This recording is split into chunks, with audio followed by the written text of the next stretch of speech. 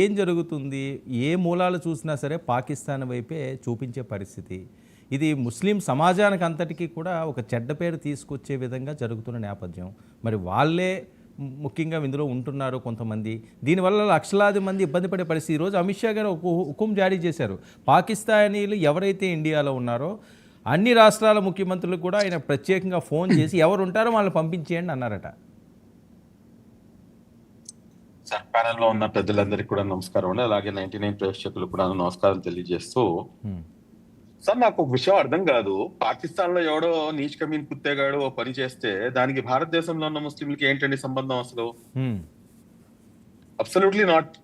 ఆ stupid fellows ఇక్కడ భారతదేశంలో ఉన్నటువంటి ముస్లింలు, నేను ప్రతిసారి ఈ అంశంపై మాట్లాడటం కన్నాను, భారతదేశం యొక్క ఐక్యత సమగ్రతపై ఏదైతే దాడి జరిగిందో ఈ దాడికి వ్యతిరేకంగా యాజ్ ఏ ఇండియన్స్, నాకు టోపీ గడ్డ ఉన్నంత మాత్రాన నేను ముస్లింని, లేకపోతే ఇంకోటి క్రిస్టియన్, లేకపోతే ఆయన బీజేపీలో ఉన్నాడు, ఈయన కాంగ్రెస్ లో ఉన్నాడు, irrespective of the political parties, irrespective of the cast, creed and religion, we have to stand above all. అందరికన్నా పైన నుంచొని మనం ఈ రోజున మనం కేవలం భారతీయులం లాగా మనం రియాక్ట్ కావాల్సినటువంటి పరిస్థితి సార్. ఈ పని ఎవడు ఎంత దరిద్రుడు ఏ మతం చేలో ఉన్నవాడు చేసినా గానీ అది తప్పే. దాన్ని ఎవడు కూడా సమర్థించడానికి అసలు అవకాశమే లేదు. ఈ రోజున భారతదేశంలో అంటే టాపిక్ వస్తుంది కాబట్టి పదే చెప్పాల్సి వస్తుంది. ఈ రోజున భారతదేశంలో ఉన్నటువంటి ముస్లింలు ఏదైతే ట్విన్ నేషన్ థియరీ ఉందో సార్, ఆ ట్విన్ నేషన్ థియరీకి వ్యతిరేకంగా ఉన్నవారు మాత్రమే ఈ రోజు భారతదేశంలో ఉన్నాం సార్. ఆ రోజు ఏదైతే పాకిస్తాన్ కి ఏదైతే డిమాండ్ వచ్చిందో దానికి వ్యతిరేకంగా మేము నుంచినటువంటి వాళ్ళ యొక్క సంతతి మేము ఇక్కడ ఉన్న వాళ్ళం. పాకిస్తాన్ ని లెఫ్ట్ తో తన్ని ఈ దేశం మాది, మేము ఇక్కడ ఉంటాం. మీ దగ్గర ఆప్షన్ లేదు సార్, మీ దగ్గర ఆప్షన్ లేదు.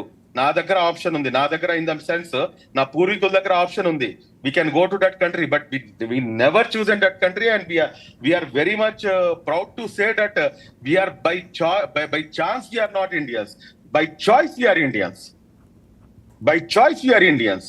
మేము కోరుకున్నాం ఈ దేశంలో ఉంటామని చెప్పేసి. ఈ దేశం యొక్క సమగ్రతపై, ఈ దేశం యొక్క సెక్యూరిటీపై కనుక ఎవడైనా కానీ వేలెత్తి చూపిస్తే, గతంలో మన ప్రత్యేకంగా నేను చెప్పాల్సిన అవసరం లేదు, కానీ మరలా ఇంకోసారి నేను రిపీట్ చేస్తున్నా, గతంలో ఏదైతే మన స్వాతంత్ర ఉద్యమం ఉందో దానికన్నా ముందు కూడాను ముస్లింల యొక్క పాత్ర ఏమిటి అనేది నాకు తెలుసు. మన అందరికీ తెలిసిందే. స్వాతంత్రం వచ్చిన తర్వాత ఏంటి అనేది కూడా తెలిసిందే. ఎంతమంది ఏ విధంగా రక్తం చిందించారో అనేది కూడాను తెలిసిందే. అవసరం పడితే కనుక అందరికన్నా ముందు వరుసలో ఈ దేశంలో ఉన్నటువంటి ప్రతి భారతీయుడు, ఆ భారతీయుల్లో అందరికన్నా ముందు వరుసలో ఇన్షాల్లా తప్పకుండా ముస్లిం సోదరులే ఉంటారు. ఇందాకే సార్ మన మాజీ జేడీ గారు లక్ష్మీనారాయణ గారు 1965 యుద్ధం గురించి మాట్లాడారు. ఆ 1965 యుద్ధంలో బ్రిగేడర్ ఉస్మాన్ ఆయన దాన్ని లీడ్ చేశాడు సార్. ఆ brigadier Usman, if I'm correct, if I'm not wrong, kindly correct me sir. ఏమన్నా తప్పు ఉంటే కానీ నన్ను కరెక్ట్ చేయవచ్చు సార్ గారు కూడాను.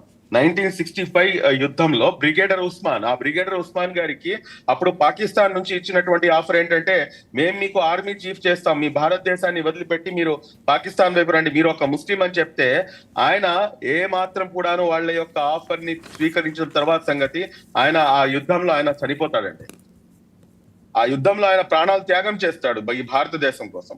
ఇక్కడ వస్తున్న ఇబ్బంది ఏంటంటే సార్, మతం అనగానే సార్ చూడండి సార్, క్రిస్టియానిటీ వరల్డ్ లో టాప్ లో ఉన్నటువంటి మాక్సిమం కంట్రీస్ లో ఉన్నటువంటి రిలీజియన్ క్రిస్టియానిటీ. దాని తర్వాత ప్లేస్ లో ఉన్నది ఇస్లాం. సౌదీ అరేబియాలో అనేకమైనటువంటి చోట్ల దాదాపు 54-55 కంట్రీల్లో ఇస్లాం ఉంది. అక్కడ ఎవడో చేసినటువంటి తప్పుకి భారతదేశంలో ఉన్నటువంటి ముస్లింలకి మీరు క్వశ్చన్ మార్క్ లో పెడితే ఎన్నిసార్లు మేము దీన్ని చేసుకోవాలి సార్? ఈ రోజున వాళ్ళు చేస్తుంది కూడాను అదేనండి. మనం ఒకసారి నిశ్చితంగా గమనిస్తే ఆర్టికల్ 370 తీసేసిన తర్వాత ఈ రోజున అక్కడ ఉన్నటువంటి కాశ్మీరీలు ఇది నా దేశం అని చెప్పేసి వాళ్ళు స్వీకరించడం మొదలు పెట్టారు. ఈ రోజున ఈ అటాక్ జరిగిన తర్వాత ఈ రోజున వాళ్ళు అందరు కూడా రోడ్ల మీదకి వస్తున్నారు. నేను 100% అనండి, బట్ మెజారిటీ చాలా డ్రాస్టిక్ చేంజ్ అనేది వచ్చింది. ఇది భరించలేక వారు చేసినటువంటి కుట్ర. వాళ్ళు కేవలం 26 మందిని చంపేశారు అనేది మన కంటికి